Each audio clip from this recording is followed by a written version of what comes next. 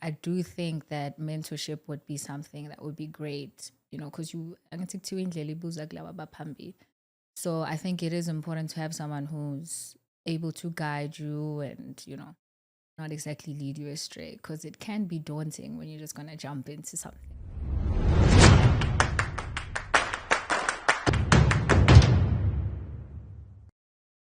My name is Sbahle Sithole. I have a few businesses, but I think today we'll rather concentrate on my most current one, which is Revenge Fit Apparel, which is a fitness brand. Originally, I'm from Newcastle, small town in KZN. I grew up in a very strict household. Both my parents were very strict, but I'd say more my mom, if I'm being honest. Grew up working very hard. My mom had a hiring company, a catering company, while she also had her own job. So weekends were hard work. Weekends were cleaning tents, washing tents, and putting up tents and doing drapings for events and stuff. So I also grew up not watching TV. That was the rule at home. Like Monday to Friday, let's watch TV. We only watch TV on weekends. There's no visiting friends, none of that. And looking back, obviously at the time, I thought like, oh my God, I probably have the worst parents in the world. Why are they so strict? But the woman I am today is very grateful that she was brought up in that manner. The values really shape who I am today. And I would say I owe them mostly to my mother, but my father definitely had a great impact in that too. Nothing worth having comes easy, and everything worth having comes through hard work. There is no such thing as I've worked hard enough, so now I can chill. No, I think that would probably be something I got from my mom, because yeah, she was just doing everything like a superwoman, if one could say. I would say coming from a small town, really, I think it really makes you crave bigger and better, and kind of feeds into that hunger or drive to do big things. And I would say that's kind of the feeling I got from coming from the small town that I come from. I started in 2019. That is when I started my first business. My first business was a brick manufacturing company, of which my mom, again, my mom had she was someone offered to sell her a brick making machine, and she presented it to us, and she was like, guys, here's an opportunity, should we start another family business and so on. But I had just graduated that year, and I already had like all my documents in order. So I went to Wits University and I was studying accounting. And I didn't finish record time because third year was quite challenging. But a lot of the things that they would teach us, our lecturers would always tell us how CAs make the best CEOs. CAs are just like great business people overall. And there was a time during the one of my third years where I realized that actually I think I want to be counting my own money instead of working hard to count the money for another business or entity or whatever the case is. And I had not known exactly what I want to do in business, but I knew I wanted to be a businesswoman. So I just immediately registered two companies, not knowing what they're going to do or be at the time. But I think that was the moment, I guess, maybe when I took the first step in really kind of knowing what my potential is. My biggest risk in both industries that I've started business in was starting these businesses with no background from each industry. Like I had zero background or knowledge on how to even make a brick with the brick business.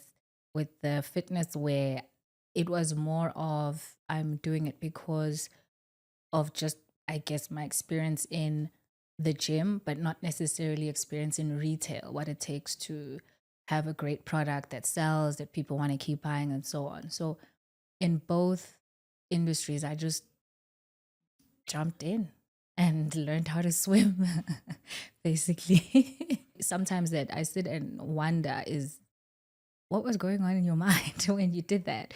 But I look back and I'm proud. And I think that's just also something that builds character, of course. Biggest failure that really affected the business was when there was COVID, because we had just started operation and the business, this was now with the brick business, the business was now literally starting to gain momentum and be known about and so on.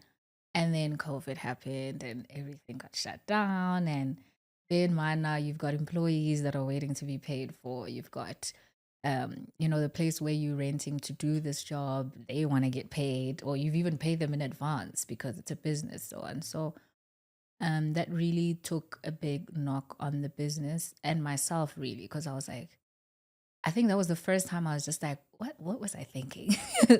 Why did I even like try and do this thing, Um, so I'd say that that was the biggest, I would say, I wouldn't even call it a failure, but I'd say rather a big challenge that we faced. And as soon as the world opened up again, we really all sat, by all I mean my family, and we were like, okay, guys, are we really going to try this again? And I was there like, yes, because I don't want it to look like I failed because of COVID.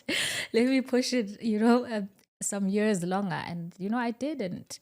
It, it worked out. I mean, I ended up even getting an award in Tanzania for the business. So, yeah, that was probably the biggest challenge. One of the challenges that I've been facing since I did launch the fitness line, which is basically being in retail, is that people want to stay excited. You cannot have one design and one color or set of colors for too long because people get bored.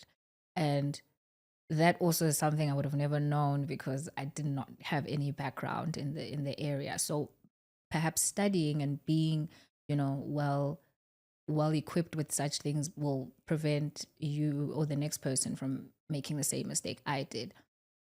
Another thing that I realized is with retail, people, you need to really invest in your marketing. You can't really only rely on yourself. And again, me being someone who threw myself in these things, they always say that when you don't go to business school for something, you'll pay with losses within the business.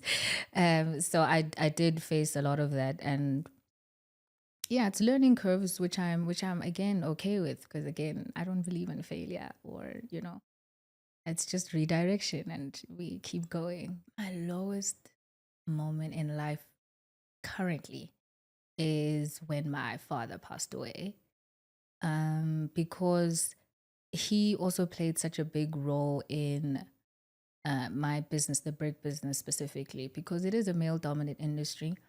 And him being around really helped me when those challenges would come. So now when he had passed on, oof, it was like, oof, okay, what do we do now? Because it was always so easy to go back and be like, Dad, what do I do here? So that, and I must say, I don't think one ever overcomes it, but you just try day by day to learn to deal with it, because unfortunately, it's a part of life you can never run away from. Um, so yeah, I try to daily deal with it, try and think of how he would have handled things or done things. And I think just the strong belief that, even though he's not here in the present, he's still here. Once I start something, I have to see it being fulfilled and being an actual thing that I like. This was once just an idea, but now it's like an actual thing that I'm seeing. I really also I'm gonna go back to my mom again. I think again my biggest motivation is my mom and all I saw her do and achieve in the midst of a lot of things happening. So yeah, I would say that's my drive and motivation most of the time. I think also nginenkani nje. I don't want anyone ever saying ukuthi waqala kwase kwabheda. No, I have to go all the way and actually make it happen. I like to think of failure as redirection. I don't really think when someone attempts something and it doesn't work out that it means now that they are a failure.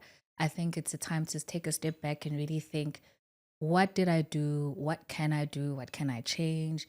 Should I still try here? Should I try something different? But more than anything, I believe it's redirection. I'm very big on exercise, going to the gym, being physically active, because it for me it's become therapy more than anything else. That feeling after, whether it's a jog or a good session in the gym, just makes me feel like, okay, what was so hard yesterday again? Okay, no, again, let's try it now. So yeah, the gym is a big part of my life. Like, just being active, it helps like therapy. It's my therapy. Fear is always that I do want, when I start something, for it to have longevity, for it to grow and be big. But sometimes I need to be realistic and kind of change gears or direction in whatever I'm doing. I do host as an annual seminar called the Female Industrialist Seminar. And the aim of the seminar is to bring women who are in male dominant industries together, kind of build a network or community whereby we fight these male dominant industries together, because they can be daunting when you're doing it alone. And sometimes you don't want to always have to rely on a male background, because then what happens when that male background is not around, you want to still be able to push forward, but it's difficult when you're alone. But I mean, if we're all together as girls kind of experiencing and challenging the same thing, we can come together and come with a solution. So I do think that that seminar that I host does form some sort of mentorship to those people, because I do get to speak on my experience, and then other ladies in different industries also get to speak on theirs. We also all come from different backgrounds. Not everyone's fortunate to have a two-parent household where your parents are kind of shaping you towards whatever you become. So for me, I'm fortunate enough to have those words and experiences that they told me from a young age growing up, that I've kind of instilled in me, and I'm growing with them. However, if I didn't, I do think that mentorship would be something that would be great, because you angithi indlela ibuza kulaba abaphambi. So I think it is important to have someone who's able to guide you and, not exactly lead you astray, because it can be daunting when you're just going to jump into something. Sacrifice is usually kind of taken in a negative connotation, where I don't think it has to be, because it's not like I look back and I say, oh, so much time I sacrificed. I'm actually happy that I did do that, and I believe I still have too much time. Like, I still have things that I could be filling in my time with. So I'd say my biggest is time. Even with the brick business, what also kind of pushed that dream for me to do that was, there's an informal settlement around villas. If you're going down the N3 and you're going home, which I'd always see when I go home. And for years, it's been shacks, that environment. It's quite a small settlement, whatever. Now, I would pass it and I'll be like, you know what, one day I'm going to have a big construction company. And then part of our CSI is going to be to come and build these people houses and stuff like that. So that's still one of my biggest dreams, or one of my biggest contributions that I'd want to do to the community. I'm hoping I get, not I'm hoping, I know I'll get there. I'm just not there as yet, but it's still something that sits quite dear to my heart to be able to do. Patience and perseverance. I'm now speaking from the side of someone who was ready to take the risk, had that background to take the risk, and so on. So my experience is obviously going to be different to someone who didn't have that or wasn't able to jump in. However, I think business is something that really has to come from within you. It shouldn't be driven by anything else. It shouldn't be, I think there's a saying where they say success is not only external recognition, but also internal fulfillment. So there has to be a bigger part of you inside that really wants this, and not just because you saw the next person trying it and now you want to try it too. But again, I think I go back to my 2 P's, which are patience and perseverance. Another great value my father kind of gave me from a very young age was when I would ask him for something. Maybe I'd say, Dad, can I please get a watch? He would say, I need you to first give me 70% for maths before you can get that watch, and then at the time you just still watch, you could just go buy it, but and then you grow up and you look back and you're like, okay, it gives you that mindset of you work for what you want and then you can get it, but you can't just ask the universe and it's gonna. I don't want you to want to be like, I want you to find you and the best version of yourself, because Sbahle has her own road that she took, and I could advise you and tell you about my road, but yours could look completely different, and you could come across things that I came across and then get discouraged and say, but she was able to get through it, why can't I? And that may just be because that's not your route to take. So I think I always like to make people remember that your uniqueness is your superpower. Don't want to be the next whoever. Want to be the first you, like the first you that the other person can be like, oh my God, this person did this and this and this. I mean, you can draw inspiration from that and be like, I mean, if she could do it, I could even do it better. In fact, maybe go and be better than me.